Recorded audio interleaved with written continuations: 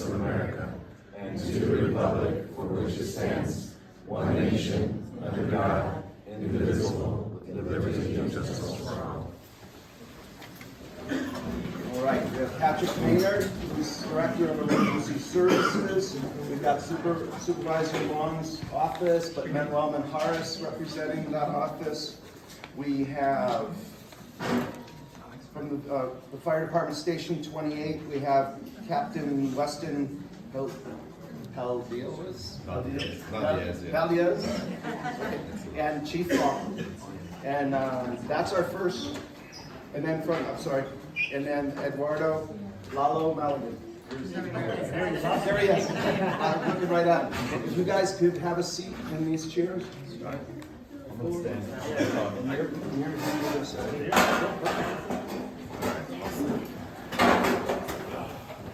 Now, and then while you asked if you could kick off with just really quick, and then we'll move right. Really quickly, my name is Manuel Manjares. I'm Supervisor Kelly Long's district representative for the Santa Clara River Valley communities of Fillmore, Santa Paula, and of course beautiful Piru. And as you all very well know, Piru and a lot of our communities across Ventura County have been impacted in various different ways by storms, most recently by winds, public safety power shutoffs, fire, ash. And so you got a great leader here in the Piru Neighborhood Council, and what they've asked is for the county to provide a presentation from our members of our sheriff's team, our Office of Emergency Services, our fire department, our sheriff's department, to go through what the things that they have to go through in terms of when there's an emergency, and allow you to ask questions. So this is a great opportunity for them to share some very important information with you all, and to also for you guys to ask some very important questions. Now, there may not be enough time for every single question that you may want to ask, but one thing that I talked with Ken is we can always have members of our team come back and provide more information. So thank you all for taking time out of your day away from your families to be here, and hopefully everybody gets something substantive from this meeting. Okay, thank you very much. All right, thank you. You want to kick off, Patrick? Sure. Let's do it. Well, good evening, everyone. As Ken mentioned, my name is Patrick Maynard. I'm the Director of Emergency Services for the Ventura County Sheriff's Department. I'll be the voice in your head the next 30 minutes while I go through these 19 PowerPoint slides. Now, I hope to share some good information with you all tonight. I want this to be interactive. I'm going to stand. I don't like to sit. If you have questions, feel free to stop me and ask. Otherwise, we'll jam through this. So we do a lot in the Office of Emergency Services, but one of the big things we have a responsibility for in the county is coordinating evacuations. So I want to share a little bit of information with you in regard to evacuations. Some of it may be a review, some of it may be new for the first time. So when it comes to evacuations during an emergency, flood, fire, earthquake, hazmat, you name it, there's different flavors, different options that we have. We have evacuation orders, warnings, and then a shelter-in-place order. The evacuation order is what you may have used to have heard referred to as a mandatory evacuation, or a voluntary evacuation is what we now call an evacuation warning. This terminology was different throughout the state, and what we did about 3 years ago is move to standardize this. So if you're ever home and you hear an evacuation order issued for your area, key elements here, the threat is imminent, meaning there's something occurring that is threatening you right now. That doesn't mean you should sit back and wait, you should not pack the car, you need to get your butt out of the house right then and there. Things are happening that are imminent. Evacuation warning means it's not yet imminent. So that's your heads up, your opportunity to start to pack, to start to make arrangements to get out of the house. Now, really important, under that evacuation warning, if you are an individual that requires some extra time, perhaps you use some type of mobility device to get around, whatever the case may be, and you need a little bit of time, use that evacuation warning as your trigger to leave. Don't wait until things get to an evacuation order to leave. Sometimes the difference between a warning and order is hours, days, sometimes it's minutes. Sometimes we go straight to evacuation order. Just depends on how things play out. And what I can tell you, and I'm sure you're going to hear this from my fire colleagues as well, is in respect to wildfires, because of the wind conditions we've been seeing, especially this last year, the last couple years, things are moving very quickly. Quicker than we're used to. So that means we're trying to issue these warnings and orders sooner, but it may, in the long run, not give you the time that you need. So if you wait till an order is issued to leave, that may be too late. And the last thing I want is you trapped in any particular area that's not safe. So I talked about orders, I talked about warnings. Shelter-in-place orders are often used when conditions outside are unsafe and it would be more dangerous for you to then leave your house. An instance might be a hazardous condition. So let's say there's a vehicle on fire with batteries burning. We don't want you to go outside and breathe that harmful smoke. So we just may send out a message, an alert that says, hey, stay inside, shelter in place until the situation gets better. So how are you going to know? There's lots of ways of us informing you. We have lots of different tools depending on the circumstances. One of the tools that we use is called a wireless emergency alert. So who here is familiar with an Amber Alert? Raise your hand. That's the thing that comes to your phone. It makes that kind of obnoxious noise. You don't have to sign up for it. Those alerts are sent based on your proximity to a cell tower. So there's a couple of cell towers here in the community of Piru. There's a couple in Fillmore. We go into this system, select an area on a map, and all the cell towers within proximity of the map or the shape that we drew on the map will receive that notification. So this is an example of one that we did just a couple weeks ago for the Kenneth Fire in Oak Park. That message is going to be very short and sweet. There's not a lot of characters for us to say, hey, sorry to bother you. There's a fire. No, we're going to say fast moving fire near Piru. Go to this place for more information. The key takeaway for you is VC emergency. We're getting your attention. If it's at 2 in the morning, hopefully we're waking you up. We're getting your attention and we're telling you to go to that website. On that website will be more information. So one of the things that we're doing now with some of these incidents moving quicker than they typically do is we're sending out just an alert to get your attention, again, to wake you up at 2, 3 in the morning. I love doing that, by the way. It's terrible. We're getting your attention. We may not know who we're going to evacuate quite yet. We may not ultimately end up evacuating you, but the important part is we woke you up, we got your attention. Now it's time for you to do your part. You're going to tune in to VC emergency. You're going to go look outside and you're going to monitor conditions. Don't roll over, go back to bed and just ignore it. That's your heads up to start paying attention. You're going to hear me say this a couple of times tonight. We need your help. It's not solely up to us as the sheriff's office or the fire department to save everyone. There's a lot more of you than there are us. So we need your help, which is one of the things I really like about Piru, is it's such a community. You guys work together all the time. We need your help in taking care of each other, keeping your head on a swivel, paying attention to changing conditions. And worst case scenario, don't wait for us to tell you to leave. If you see something occurring that's unsafe, leave. Get out. Don't wait for us to be there to tell you. If you do, we may not be there. Things, again, happen quickly, and we may not have an opportunity to warn you. So that's what a wireless emergency alert is. Another tool that we have, VC Alert. Who here is registered for VC Alert? Fantastic. You guys are a seasoned crowd. So VC Alert is a tool that we use that allows for a little more detail. Again, we can go into a map, and we can select an area down to the street level. So we can say Main Street, Church Street. We can choose all the streets that we want to notify, and every bit of contact information is tied to an address. And we can send out a voice message, so it'll call your phone. It can text message you. If you've signed up and you provided an email, we can email you. If you have a fax machine, we can fax you. We can even page you if you have a pager. If you have a pager still, we probably have a problem. So we can contact you in all these ways. The cool thing about the system, again, it's geographically specific, so we can get down to the street level, and we can give you a lot more information. So again, if it's early on in an incident, you might just get a message that says, there's a brush fire in your area, an evacuation order has been issued. It may not say a whole lot. If we have more time, that message may say an evacuation order has been issued. You need to leave the area. An evacuation shelter has been set up at a location, which I'll let Daniel talk about later. So this tool is super important. It's comprised of a variety of contact information. You can register by going to vcalert.org and providing your information, but truth be known, we actually buy information from a third-party company. So we buy information, we have contact information for many of you, but we still encourage you to go ahead and register for that system. Don't worry, we won't send you advertisements or anything like that. We might sell your info, but don't worry about that either.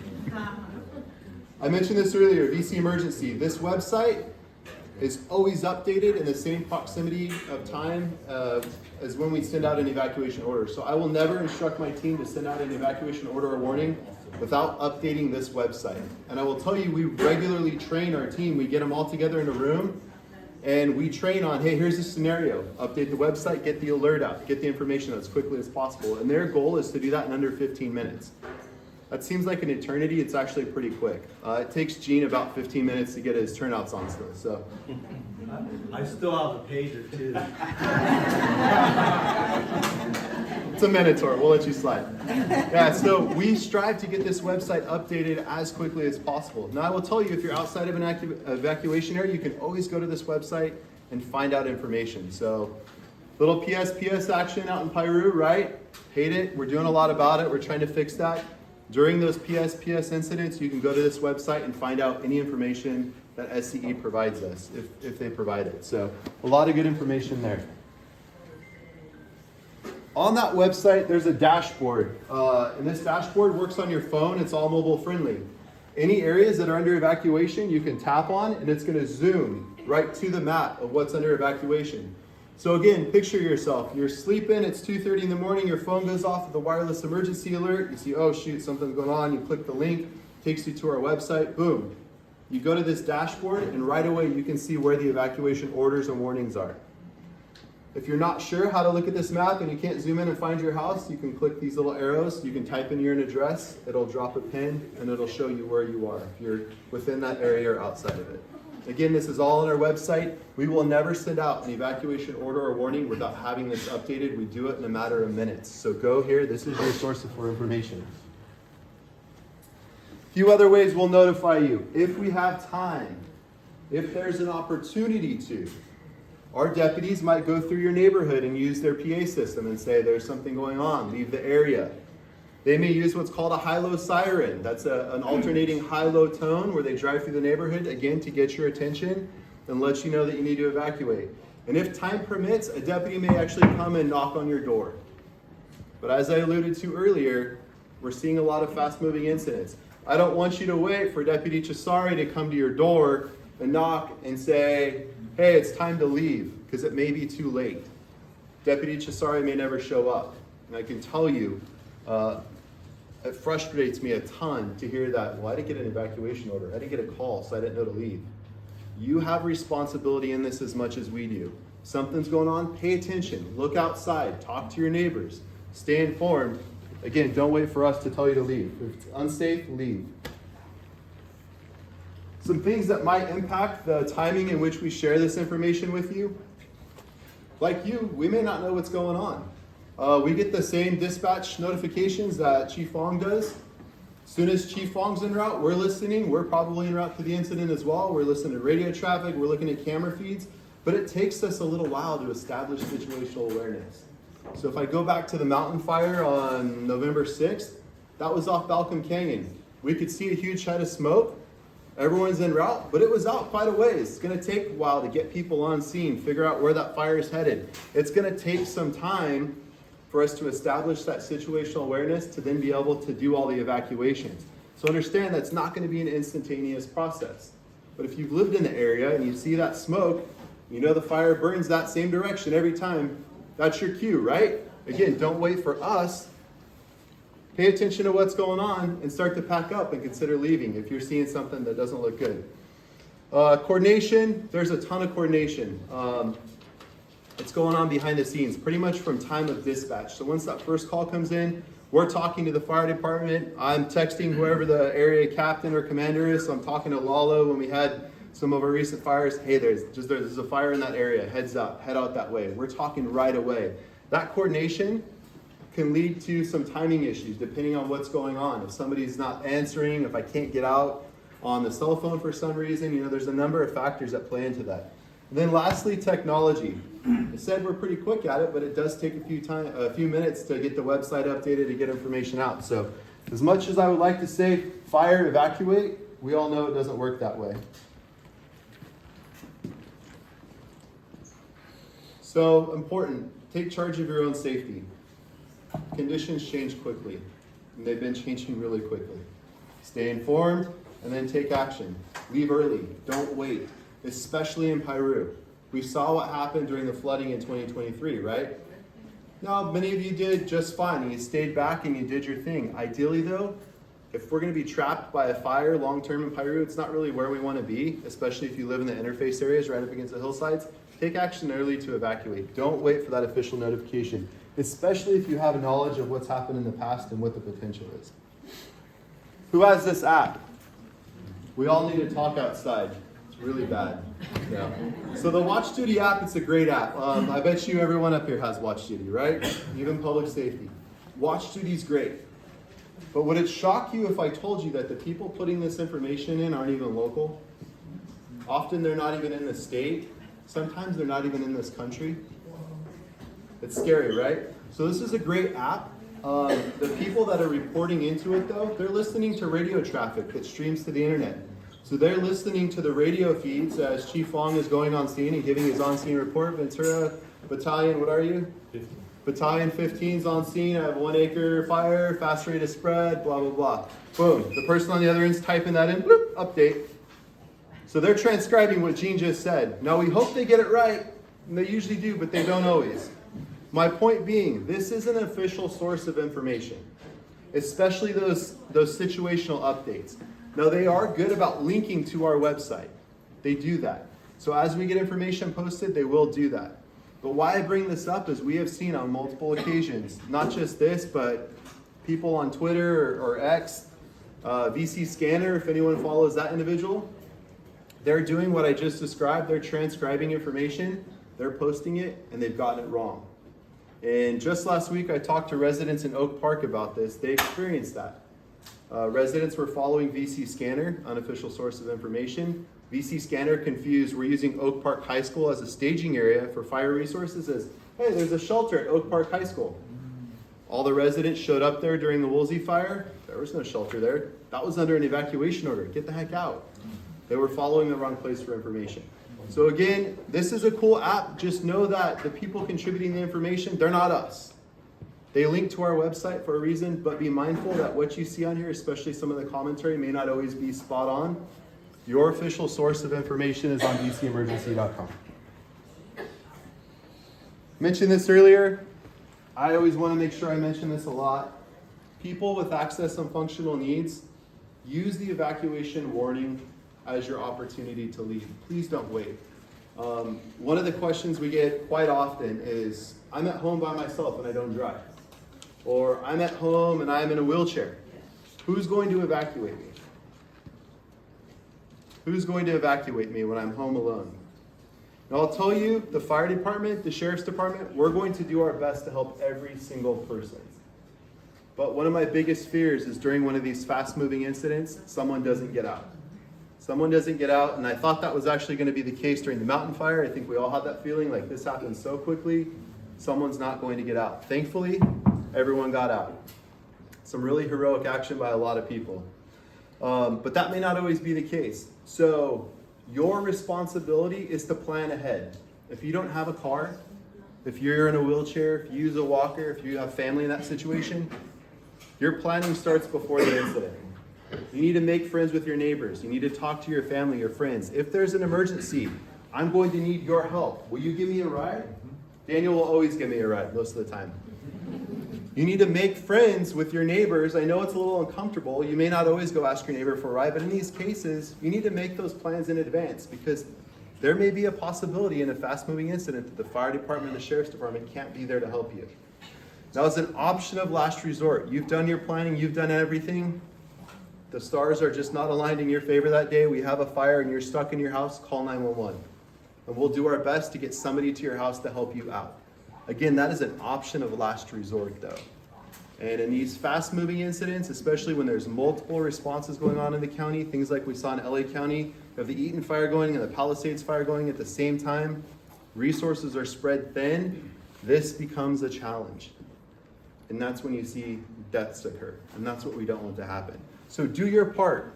Talk to your family, talk to your friends, make a plan so you don't end up in that situation.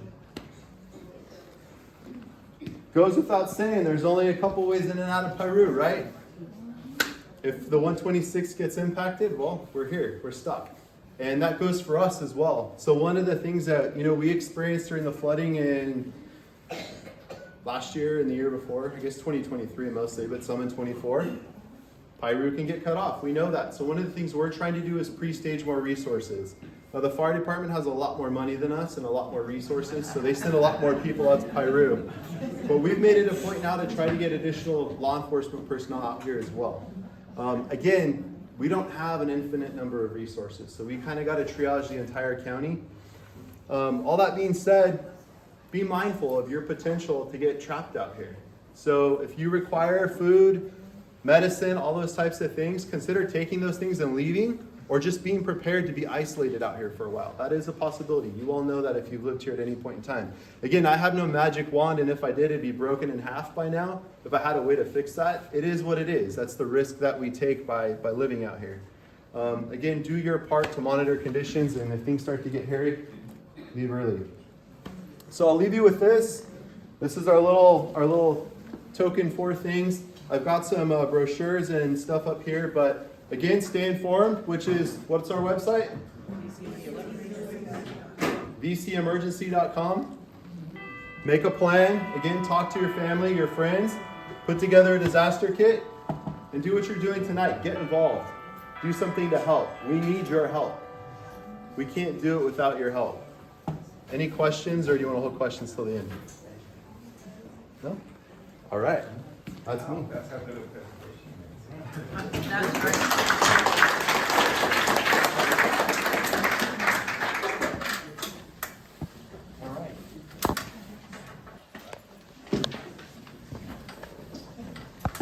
How's it going? My name is Captain Weston Valdez. I'm currently assigned out here at Piru on C shift, but I end up working most of my shifts here at Piru, so I'm sure I've seen some of you guys around doing inspections or us driving around the town.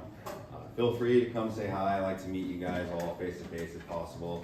I can't promise I'll remember everyone's name the first time, but my crew also have burn engineer Rana over there. He's also a local Piru resident as well. And today we have firefighter paramedic Becker, who's also worked here in the past. I was asked to touch on a few different things regarding our fire response and things of that nature. One of the first things in particular was our brush response. I know brush fires obviously really been busy this year between the summer and then also a lot of the wind events. We had one here as well. So all I want to say is the response is going to be a little different depending on the time of year and conditions, but I assure you that whether it's during the heat of summer or winds, you're going to get a full response no matter where you are in the county. So whether you're in Piru, whether you're in Thousand Oaks, whether you're in Moore Park, Camarillo, you're going to get that response.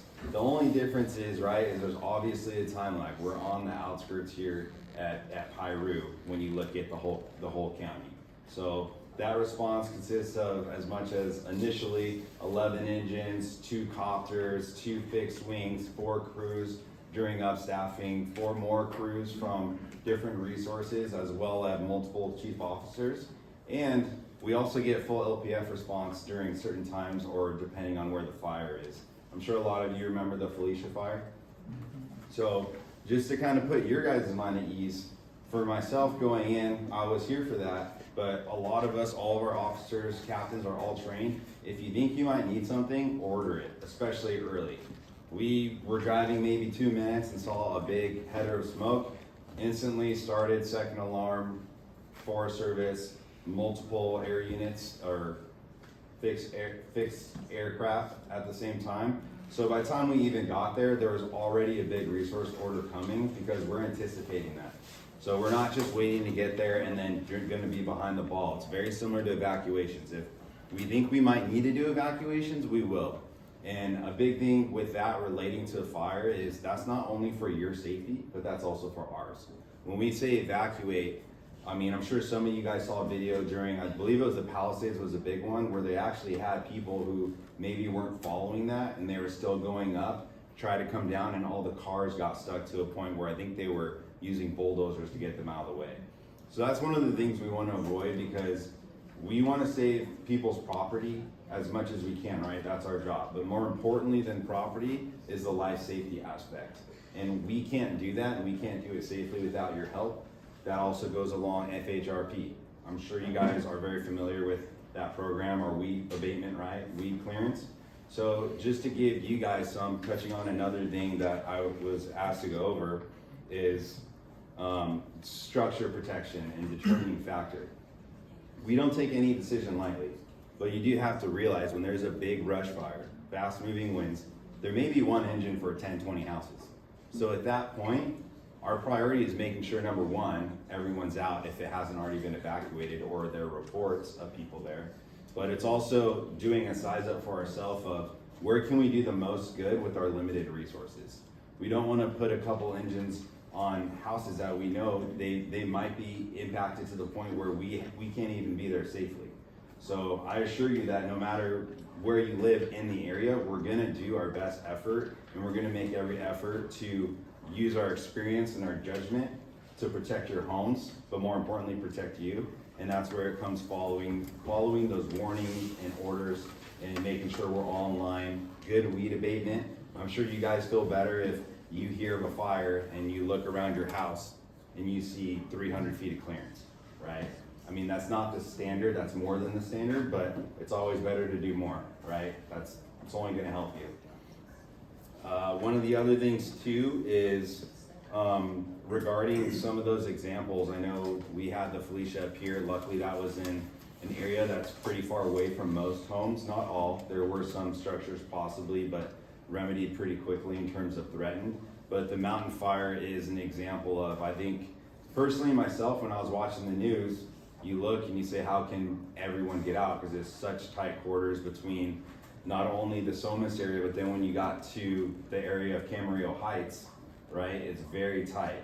And luckily, everyone got out, everyone followed orders as best they can.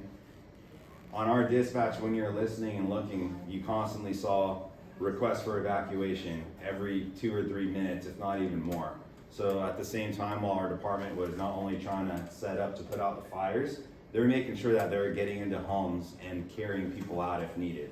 So we resort to extreme measures where if we have to go in especially places where maybe there's elderly or con homes and residential areas, those are places that are going to be our priority to make sure that everyone's out first and foremost. And lastly is just that you guys are the ones who help us ultimately when we're successful. It's not just us. Kind of like we were alluding to earlier, is we're all part of the same team and community. And even though that we are further away out here, I don't take anything for granted or anything lightly. If I know there's a big incident out here, I'll tell you right now, I'm always going to lean towards ordering more to making sure that we're ahead of the ball versus behind it. And I'm happy to, if any of you guys have any further questions after this, if any of you guys want to stop by the station and just have a conversation, I'm always open to that. I'm on C shift normally, but like I said, I'm always around. So I'm happy to talk with all of you guys. Thank you, Captain. I just want to add a few things. You did a great job. So 30 years ago, I was a probationary firefighter for a year here in Station 28 in Piru. Fred Ponce was there back then as well. So I understand the needs specifically for this area, even though I am in the Oxnard Plains.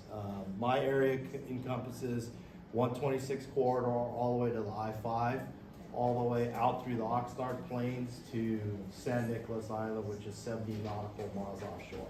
So I depend on captains, well-skilled captains like Wes to provide the service out here. I just want to reiterate that when we get on scene and we look at a fire and it's very dynamic and it's wind driven, we're looking at where it's headed.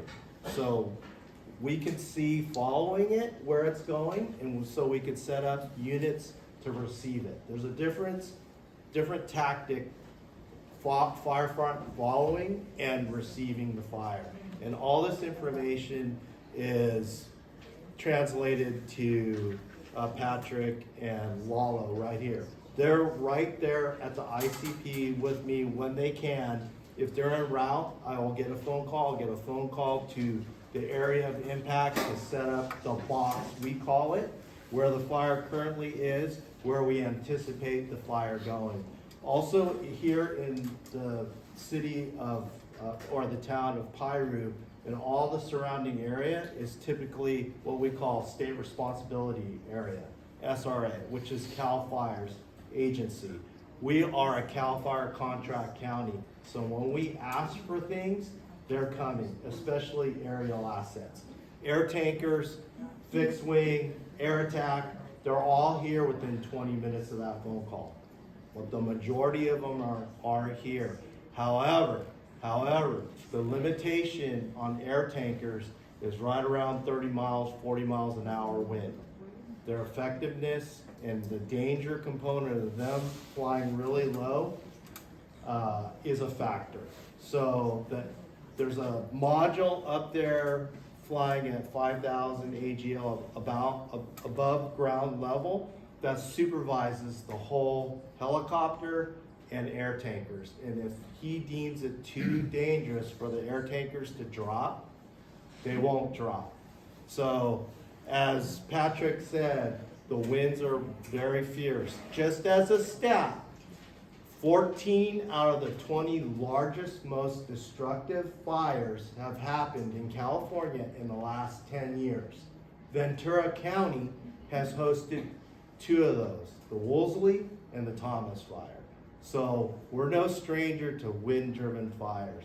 But understand, when a fire comes, we are communicating with our law enforcement partners, and we're also communicating with Cal OES, Office of Emergency Services, Region 1, which controls a lot of the fire resources in what we call the Southern Geographical Area, and Cal Fire. And we're immediately calling direct, not going through dispatch and going through the proper channels to get resources. We call direct our fire department partners to get engines on the road immediately. They know our fire chief, our deputy fire chief knows all of the fire chiefs and deputy fire chiefs, assistant chiefs in the southern region. So you talk about the mountain fire. We had engines coming from Beverly Hills, from Verdugo, from Huntington, from Manhattan, pretty darn quickly. They were rolling up and they just came. Usually when engines come, they come as a strike team formation. There's 5 engines with a leader. They were told, the engine companies were called and dispatched out of their respective stations, get on the road, head here, this is the reporting location, this is where the fire's at. Instead of going through the whole normal ordering process, we bypass that, but we back it up with the normal ordering process when things calm down. Just so you know, even though you're out here in Piru, you're gonna get a lot of resources, aerial resources and ground resources, very quickly because of all the collaboration that we've had to learn how to get through over the last 10, 15 years. Again, the largest fires have all happened in the last 10 years, and I've been on the majority of them. And it's not getting any better, it's probably getting worse. Because on the Kenneth fire and the mountain fire, there was, I think I clocked, not with an anemometer, but I clocked probably 80 to 100 mile an hour winds. And it's hard to fight fire. When you have 80 to 100 mile an hour winds and it's spotting ahead of itself, we're in life safety mode. We are trying to get you out. On the mountain fire, I took 6 people out of my car that were lost in the smoke. I just took them down to the base of the hill and told them to get out, walk to the nearest shopping center. So the fires are getting more dynamic and faster moving every year for the last 10 years. And I've been here for 30 years.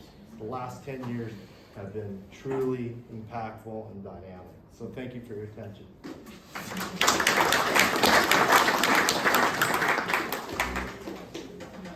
Schultz. What's that? Sheltering. Good. You want to do share for shelter? He's next, he's in the Yeah. next group. Oh, did you put up the super? Good evening, everyone. My name is Alo Malagon. I'm the chief of police out in Fillmore, and my responsibilities are I'm responsible for law enforcement services out in Piru area too, as well as in Santa Paula. I'm gonna age the chief a little bit here. 30 years ago, I was a freshman in high school. So I'll just touch on a couple different things really quick. Evacuation warnings and orders and how we map them, right? Because we get those questions a lot. Why is the map so big? Why are you guys doing this, this order if it's the fire's not near us? The simple answer is, I'll tell you, is there's a lot of information that we take into account when those maps are drawn out, right? So Patrick and his team are not back at the office, with the computer screen saying, oh, this kind of looks okay, this will work. There's a lot of communication going on with fire, emergency services, law enforcement, you name it, as well as keeping, taking things into account like the weather, the current weather, forecasting weather that's coming, the size of the fire. I mean, there's all kinds of stuff that's going on, the terrain. So there's a lot that goes into those maps before they go out. So just keep that in mind, because it's not just, this looks good, let's do this and send it out, right? We get a lot of stuff from people after the fact, or actually during sometimes too. Hey, this map's ridiculous, the fire's not even near us. Why are you guys doing this? And to be honest with you, if we're gonna inconvenience you and err on the side of safety, than to not do, a map appropriately. So the last thing we wanna do is cut ourselves short and short ourselves on those maps, and then not give you guys enough time to coordinate what you guys gotta do. So just keep that in mind.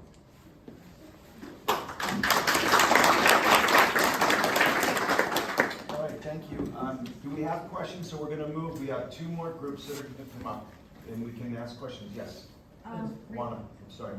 Regarding zones, a lot of us were confused on what zone we were in, and is there a map or something that, I know it's on the Watch Duty app, or is there something that we can get so we can kind of post that for people to know what zone they're in? And is that the same for all these agencies? Is it same? So we do things a little bit differently in Ventura County, and I like to think we do them pretty well. I didn't get into the technology that we use behind the scenes to keep track of where the fire is. We have real-time imagery coming in from a fixed-wing aircraft. We have modeling. We're doing all kinds of stuff. One thing we don't do here is something that you probably saw in LA County. LA County has a pre-drawn map with shapes on it, and they're just broad stroke shapes that they use for evacuations. We like to look at every incident uniquely and assess that hazard, and based on that hazard, determine what areas we ultimately put under an order of warning. So we don't take a one-size-fits-all approach. We do these things dynamically, and like Chief Wong said, it may be Gene talking to me on the phone as we're both en route, saying, hey, based on what we've seen here before, let's go with this box, based on circumstances. One thing we try not to do is over-evacuate. It's painful for you, it's painful for us. We gotta house people, we gotta get you out, it creates a lot of issues. So we wanna do that with precision. I can tell you we do it quickly. The most important thing you can do, go to VC Emergency when that comes out and look at that map. Look at that map. If you're not familiar with it, use that search function, type in your address, and go there. Again, we don't use a specific shape. Every single one's different. We have those as options. We don't share them with you. And more often than not, we don't use them. They're not always helpful. So hopefully that answers your question. Just another quick question. You said in the last 10 years, we've had more fires. Is that due to just the winds, or is there other factors contributing to it? I would say that the frequency, this is my opinion, the frequency of fires is on the uptick. In the last 10 years, 14 of the 20 most destructive fires have happened in the last 10 years. So I believe it's because of the wind and the changing weather.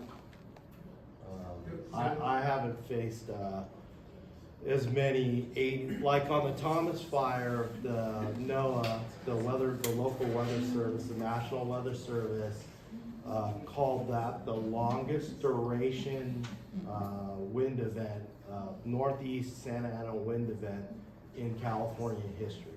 That was during the Thomas fire. And the Thomas fire was 2017. So. Oh, okay. I was just wondering if there was any other programs back dated over 10 years ago that are not here today. They are. These fires go all the way back to the 1920s and 30s. There's websites that show historic burn patterns and footprints of fires, probably for the last, pretty accurately for the last 70 years. So, Thank you. yeah, it's on the CAL FIRE website. Just look up CAL FIRE 20 most destructive fires. And 14 of them will be inside of 10 years. Thank you. Yeah, you bet. Okay, we're ready to put in the next group. Now, there's coffee and cookies and waters back there. So we're gonna do about a 3 to 5 minute exchange here. Now, or when we start, if you just do it like quietly, like I went and got my cup of coffee, that's fine. But let's enjoy that. It's a longer meeting and coffee helps. All right, our next group, we got Ventura